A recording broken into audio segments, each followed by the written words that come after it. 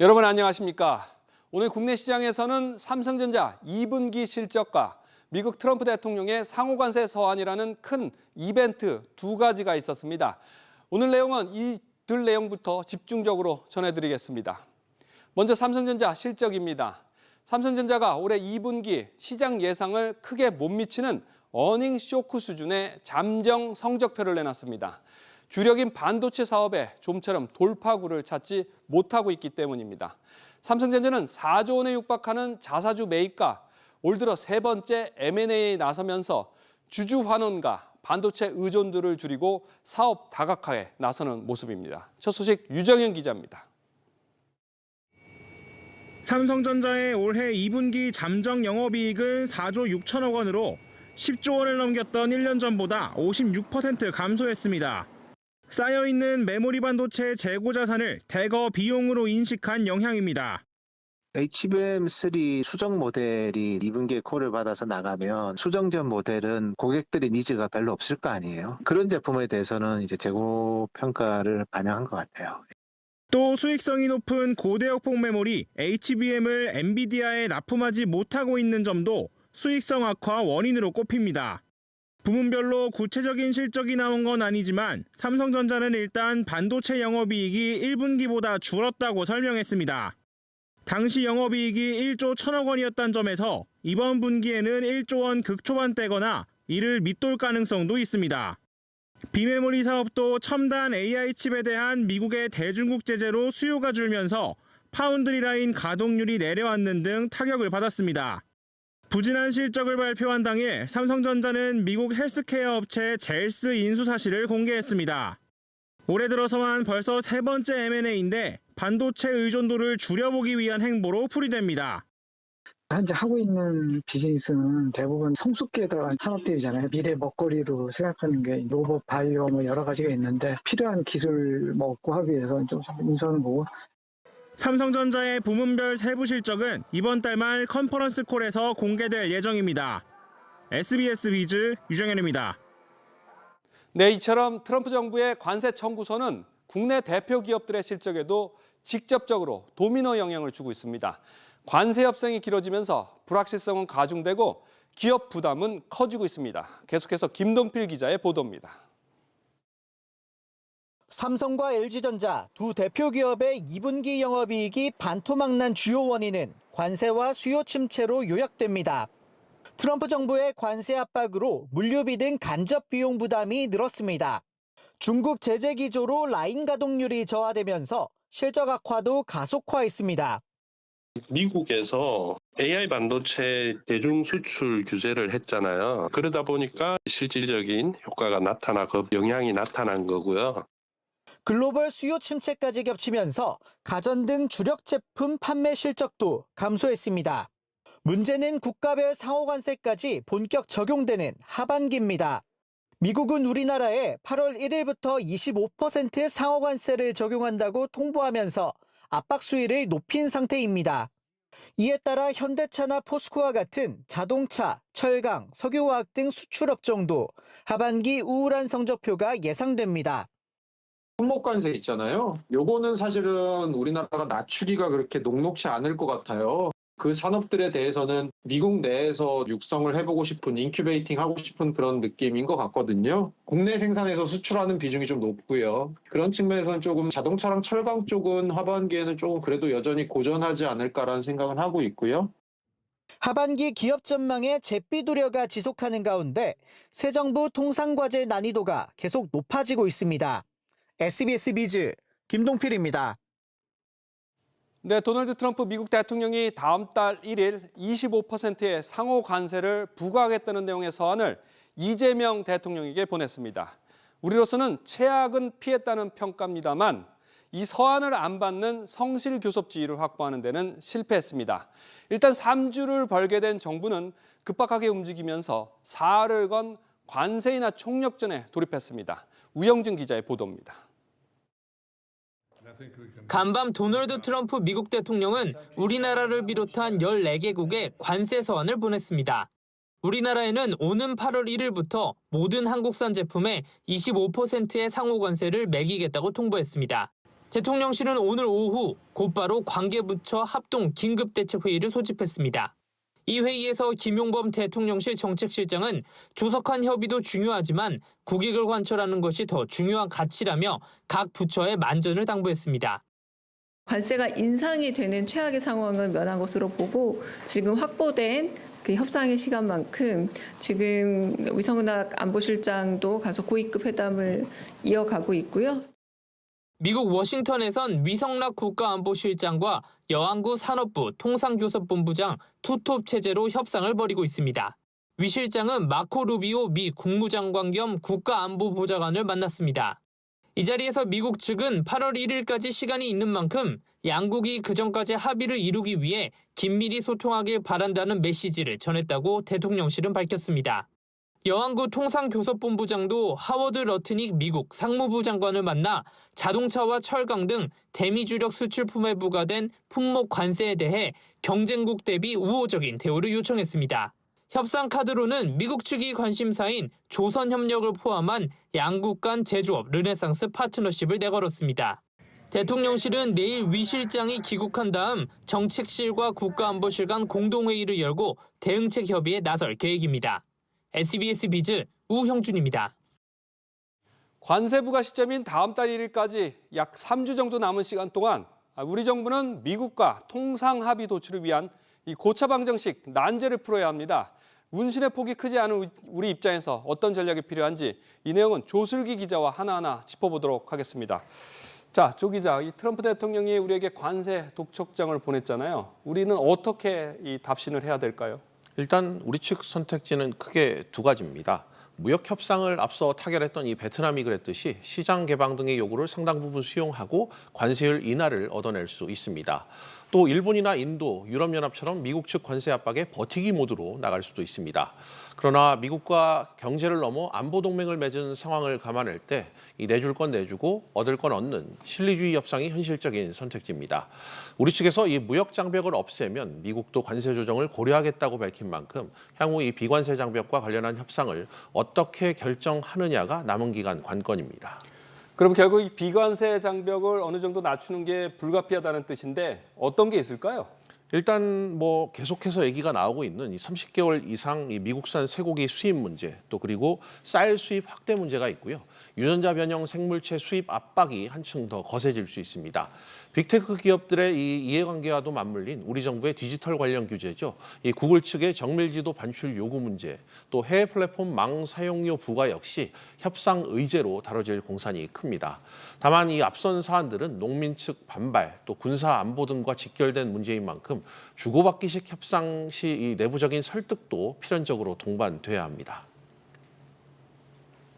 이해관계자들이 있고 또 국내법과 관련되어 있기 때문에 상당히 정부가 신중하게 접근해야 될 필요가 있죠. 국내에서 설득하는 또 협의하고 일종의 공감대를 형성해가는 공론의 장도 필요하죠. 25% 상호 관세뿐만 아니라 우리 수출 주력인 이 철강과 자동차에 붙은 품목 관세도 풀어야 할 과제죠. 맞습니다. 당장 우리 수출 경쟁력 하락과 직결된 문제이기 때문입니다. 이 상호 관세를 다른 상대국들에 비해 불리하지 않은 수준으로 낮추는 것 못지않게 25%인 자동차, 50%인 이 철강에 부과된 관세를 면제받거나 낮추는 것이 굉장히 중요합니다. 자동차와 철강은 반드시 낮춰야 된다고 봐요. 미국 수출에서 총액에서 차지하는 비중이 자동차와 자동차 부품을 두 개 합하면 거의 38% 수준이에요. 네, 특히 또 올 상반기 우리 수출을 지탱해온 반도체마저 이 품목 관세 항목에 향후 포함될 경우 우리 수출에는 그야말로 치명타가 될 수 있습니다. 따라서 이를 위해 이 알래스카 액화 천연가스 LNG 개발 사업 투자나 조선업 등과 같은 이 제조업 분야 협력 방안을 좀 더 구체적으로 미국 측에 제시할 필요가 있어 보입니다. 네, 조 기자 수고했습니다. 이런 가운데 최근 우리 경제가 1차 추경 집행에도 여전히 미약한 경기 흐름을 보인다는 국책연구기관의 진단이 나왔습니다. 건설업 부진이 계속되는 가운데 관세 전쟁 속에 대외적 여건 악화로 제조업 조정으로 생산성이 약화됐다고 봤습니다. 정인영 기자가 보도합니다. 한국개발연구원 KDI는 6월 우리 경기가 전월과 비슷한 정도의 낮은 수준에 머물러 있다고 평가했습니다. 한 달 전 미약한 상태라고 진단한 우리 경제가 여전히 나아지지 않고 있다는 뜻으로 해석됩니다. 이 같은 진단이 이어지는 이유는 건설업과 미국 관세 압박이 경기 하방 압력으로 작용한 탓입니다. 실제 5월 건설업 생산은 1년 전보다 20.8% 줄며 전달에 이어 크게 감소했습니다. 수출의 경우 지난달 선박이 일시적으로 증가하며 4.3%의 증가율을 기록하긴 했지만 높은 관세를 적용받는 자동차를 중심으로 대미 수출은 1.9% 증가에 그쳤습니다. 미국 관세가 유예되긴 한데 여전히 불확실성이 높고 향후 관세 협상에 따라서 우리 경제가 더 나빠질 수도 있고 좋아질 수도 있고. 다만 최근 소비 심리가 회복되는 모습은 긍정적입니다. 지난달 소비자 심리 지수는 108.7로 전달에 비해 6.9포인트 올랐습니다. 2차 추경으로 조만간 소비 쿠폰이 지급되는 데 따라 내수 진작에 대한 기대감이 나옵니다. 일정한 기간 내에 지역에서 소비를 해야만 됩니다. 우리나라 전체 국민에게 다 지급되기 때문에 소비 활성화와 내수 경제를 살리는 데 아주 크게 도움이 될 것이다. 미국의 상호 관세가 유예됐지만 여전히 불확실한 대내외 여건 속에 우리 경제가 반등할 수 있을지 주목됩니다. SBS 비즈 정윤영입니다.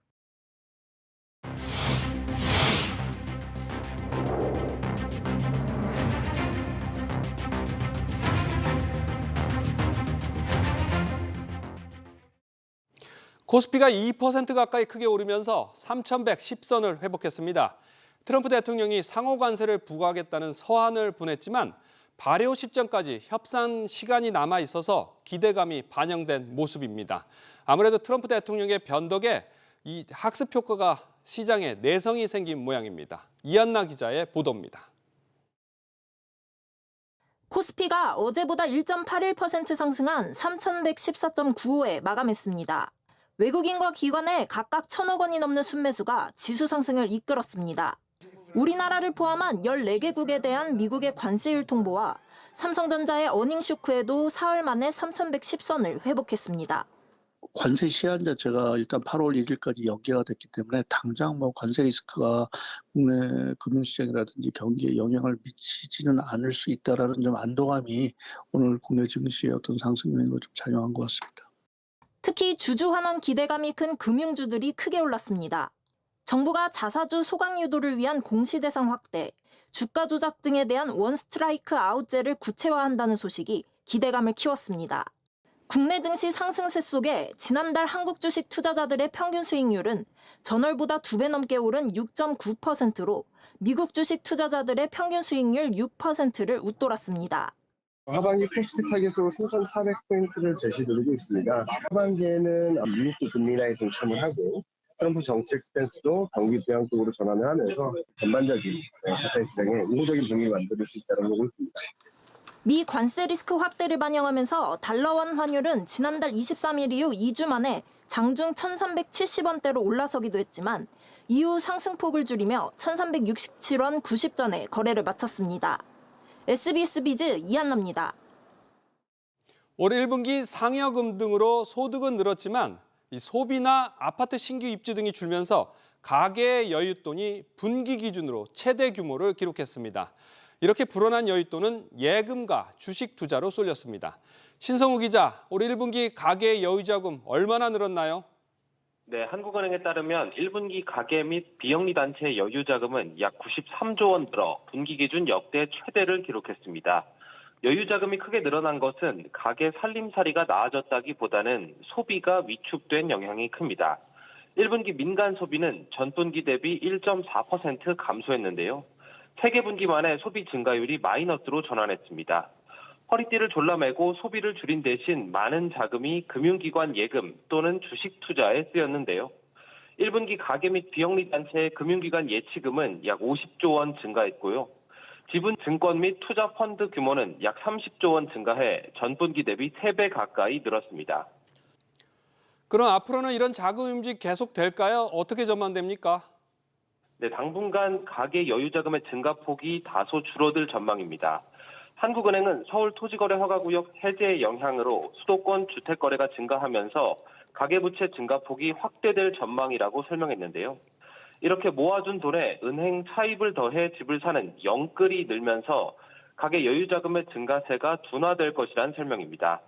한편 GDP 대비 가계부채 비율은 1분기 말 기준 89.4%로 6개 분기 연속 하락하고 있는데요. 2분기에는 가계부채 증가의 영향으로 비율 역시 소폭 상승할 것으로 예상됩니다. SBS 비즈 신성호입니다. 오늘 서울 한낮 기온이 38도 가까이 오르면서 기상관측 이후 7월 상순 기준으로 최고를 기록했습니다. 전국적으로 폭염이 기승을 부리면서 7월 초지만 최대 전력 수요는 이미 한여름 수준으로 치솟았습니다. 전력당국은 여름철 전력 수급을 위해서 총력을 다해서 관리할 방침인데 취재기자 연결해서 알아보겠습니다. 박연신 기자. 네, 박연신입니다. 올해는 평년보다 더 더워진 것 같은데 전력 수요도 어제를 넘어섰다고요? 네, 오늘 오후 한때 최대 전력 수요가 95기가와트를 넘어서면서 1시간 평균으로 어제에 이어 오늘도 7월 중 역대 최대 전력 수요를 경신했는데요. 어제는 93.4기가와트를 기록한 바 있습니다. 산업통상자원부 관계자는 역대 5손가락 안에 드는 시간당 전력 수요를 보이는 것이라고 설명했는데요. 서울을 기준으로 한낮 기온이 38도 가까이 오르고 일부 지역은 40도를 넘어서는 기온을 보이는 등 찜통 더위가 이어지자 냉방 수요가 늘어난 것으로 풀이됩니다. 앞으로 더위가 계속될 것으로 전망되면서 전력 수요도 고공행진을 이어갈 것으로 전망되고 있습니다. 벌써부터 이렇게 전력 수요가 높아지면 전력 수급이 원활할지 우려가 되는데 어떤 상황인가요? 네, 산업부는 오늘 여름철 피크 대비 전력 수급 준비 상황 점검 회의를 개최했는데요. 정부는 예비력 10기가와트 이상을 유지하면서 전력 수급이 안정적으로 유지될 것으로 전망했습니다. 특히 취약계층의 전기 부담 요금을 줄여주기 위해 에너지 바우처와 전기 요금 할인 제도를 운영할 계획인데요. 이후현 산업부 2차관은 여름이 길어지고 있는 만큼 안정적 전력 수급을 위해 핵심 설비 관리가 무엇보다 중요하다며 앞으로 남은 여름 동안 취약계층을 포함한 국민 모두가 차질 없이 전기를 사용할 수 있도록 빈틈없이 관리하고 지원하겠다고 강조했습니다. SBS 비즈 박연신입니다. 내년도 최저임금 수준을 두고 노사가 막판 기싸움을 이어가고 있습니다. 일단 700원 수준까지는 생각치를 좁혀가기는 했지만 합의까지는 적지 않은 진통이 여전히 예상됩니다. 서주영 기자. 네, 서주연입니다. 지금도 최저임금이 진행 중이죠? 네, 그렇습니다. 10번째 회의가 오늘 오후 3시부터 이어지고 있습니다. 조금 전 8차 수정안으로 노동계는 올해보다 8.7% 올린 시간당 1,900원을, 경영계는 1.5% 인상한 1,180원을 제시하면서 격차가 720원으로 좁혀졌습니다. 노사는 회의 전 모두 발언에서부터 팽팽한 기싸움을 벌였는데요. 노동계 측은 마지막까지 타협하지 않겠다고 했고, 경영계 측은 급격한 인상은 수많은 영세 소상공인을 폐업으로 내몰 것이라고 말했습니다. 이제는 진짜 시간이 얼마 남지 않은 것 같은데 공익위원들은 가능한 양측 합의로 결정한다는 입장이죠. 네, 공익위원들은 17년 만에 노사공 합의로 최저임금이 정해질 수 있도록 할 방침이라고 강조를 했습니다. 지난 1988년 최저임금 제도 시행 이후 노사 합의로 결정된 적은 7번에 불과합니다. 내년 최저임금은 다음 달 5일까지 고시를 하도록 법에 돼 있는 만큼 여러 절차를 고려하면 이번 주까지는 결론을 내려야 합니다. SBS 비즈 서주연입니다. 티몬과 위메프가 돈을 못 갚겠다며 기습 회생 신청을 한 지가 1년이 됐습니다. 갑작스런 회생 신청으로 당시에 대규모 정산 지연 사태가 빚어지기도 했는데 이런 제2의 티메프 사태를 막기 위해서 앞으로 전자지급 결제 대행 피지사들은 정산 대금의 60%를 별도로 관리해야 합니다. 오소영 기자의 보도입니다. 미정산 사태로 36억 원의 피해를 입은 서울시 한 가전업체는 파산을 앞두고 있습니다. 20억 선정산이 있다 보니까 이자만 더 2,400을 내고 있고요. 직원들 8명인데 다 내보내고 월급도 반으로 줄였습니다. 12월에 파산 들어가고요. 더 이상 자금이 없으니까. 영업을 재개한 티몬은 다시 입점 제한에 나서고 있지만 불씨는 이미 커졌습니다. 지금 이런 상황에서 티몬에서 담당자들이 다시 연락이 오더라고요. 당연히 입장을 안 하죠. 금융감독원은 이렇게 피지사가 자금을 부당하게 활용하지 못하도록 하는 방안을 마련했습니다. 금융당국에 등록된 200여 개의 피지사들은 앞으로 정산금 100분의 60 이상 금액은 은행 신탁하거나 SG서울보증의 지급보증보험으로 맡겨야 합니다. 매 영업일마다 관리해야 하며 외부 관리 금액이 부족할 땐 바로 채우고 그렇지 못할 경우 금감원장에 즉시 보고해야 합니다. 파산이나 회생 절차를 밟을 경우 외부 관리액 60%는 판매자에게 우선 지급돼야 합니다. 관리 시 안전자산으로 운영하기 위해 정산자금과 같은 통화로 표시된 자산으로 관리해야 하고 양도나 담보로 제공하는 것도 제한됩니다. 제2의 TMF 사태를 막기 위한 재발 방지책으로 입점업체들의 돈이 떼일 위험을 낮추는 겁니다. 관련 법 개정안이 국회 문턱을 넘을 때까지 금융당국의 규제 조치가 입법 공백을 메울 전망입니다. SBS 비즈 오서영입니다. SK텔레콤이 이탈 고객들의 위약금을 면제하겠다는 대책을 내놓은 뒤에 번호이동 시장이 다시 들썩이기 시작했습니다. 그러면서 통신사들 간 지원금 경쟁도 격화되는 모습입니다. 김한나 기자, 우선 SK텔레콤에서 최근 이탈한 가입자 얼마나 됩니까?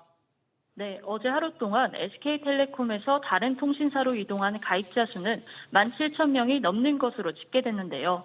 이는 해킹 사고 이후 이탈자가 빠르게 증가하던 시기인 5월 3일 이후 최대 규모입니다. 전체로 넓혀보면 이날 번호 이동을 한 사람은 3만 명 이상으로 SK텔레콤이 위약금 면제를 발표한 이후 가입자 이동이 활발해졌는데요. SK텔레콤 가입자 이탈 추세는 위약금 면제 종료일인 14일까지 이어질 전망입니다. 오는 22일 단말기 지원금 경쟁을 막았던 단통법도 폐지되는데요. 그간 가입자 정책이었던 KT와 LG U+는 지원금을 대폭 늘려 가입자 유치에 사활을 걸 것으로 보입니다. 이렇게 경쟁 과열 조짐을 보이자 정부가 진화에 나섰죠. 네, 그렇습니다. 방송통신위원회는 어제 이통 3사 마케팅 임원을 소집했는데요. 방통위가 이통 3사의 허위 과장 광고 등 이용자 피해를 유발하는 마케팅에 대해 실태 점검을 진행하고 있다고 밝히며 불법 행위 적발 시 조사 등 조처를 취하겠다고 말한 것으로 알려졌습니다. 이에 SK텔레콤은 이날 KT의 불법 보조금 살포와 소비자 불안을 조성하는 마케팅 행태를 조사해달라는 내용의 신고서를 방통위에 제출했습니다. 앞서 KT는 유통망 고객 대응 시나리오에 SKT가 위약금 없이 보내주는 이유는 우린 막을 수 없다는 구조 신호다 등의 문장으로 영업 활동을 진행한 것으로 알려졌습니다. LG U+의 한 대리점은 지난 5월 SK텔레콤 해킹 관련 집단소송 신청을 대행해준다는 마케팅으로 논란이 되기도 했습니다. SBS 비즈 김한나입니다. 올 3월에 더 내고 더 받는 국민연금 개혁안이 18년 만에 국회 문턱을 넘었습니다. 이후에 추가적인 구조개혁 논의는 아직 중단된 상태입니다.